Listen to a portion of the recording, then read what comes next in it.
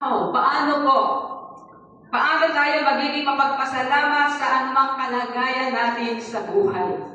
Number one, we must remember that God is always with us.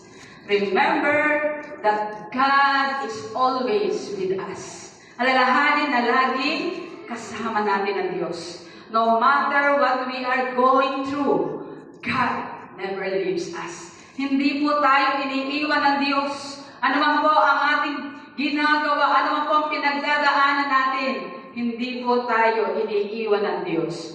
God is always with us in every season. Hindi man po natin kontrolado ang season ng ating buhay. Hindi man po natin kontrolado ito.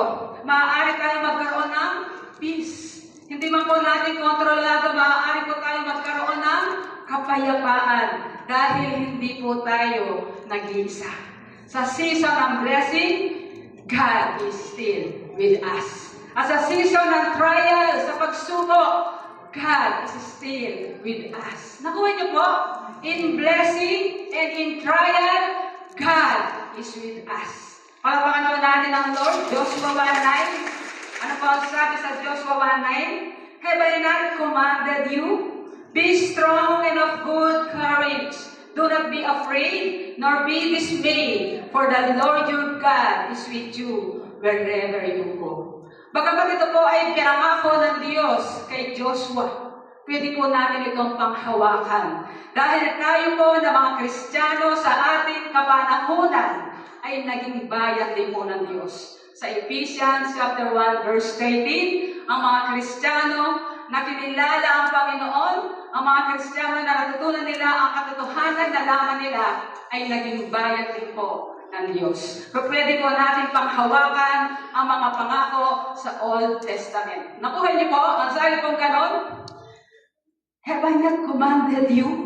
Sabi po niya kay Joshua, be strong, maging matatag ka, huwag kang mawala ng pag-asa. Sabi po ng ganon, huwag kang matakot. Sa totoo lang po, mababasa mo ang do not be afraid ng 365 times sa Bible.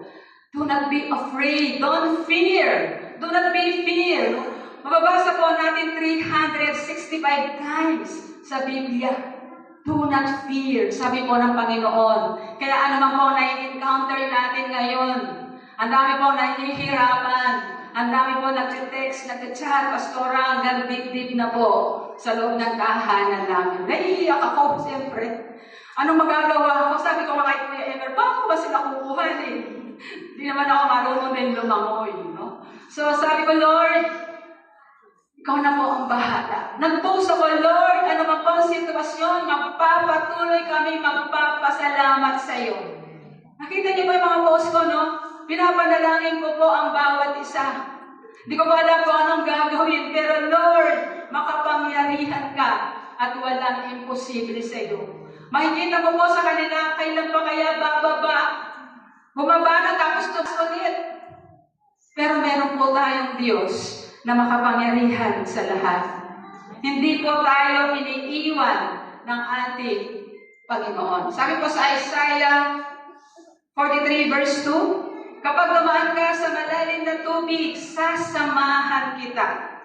Tumawid ka man sa ilog, hindi ka malulunod. Dumaan ka man sa apoy, hindi ka masusunog. Hindi ka matutubok. Amen? Ano bang ibig sabihin ng apoy, ng tubig sa verse na yan?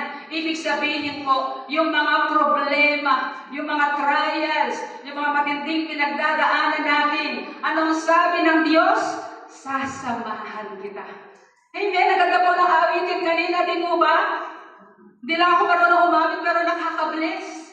Dumaan ka man sa ilog, hindi ka malulunod. Dumaan ka man sa apoy, hindi ka masusunog. Bakit?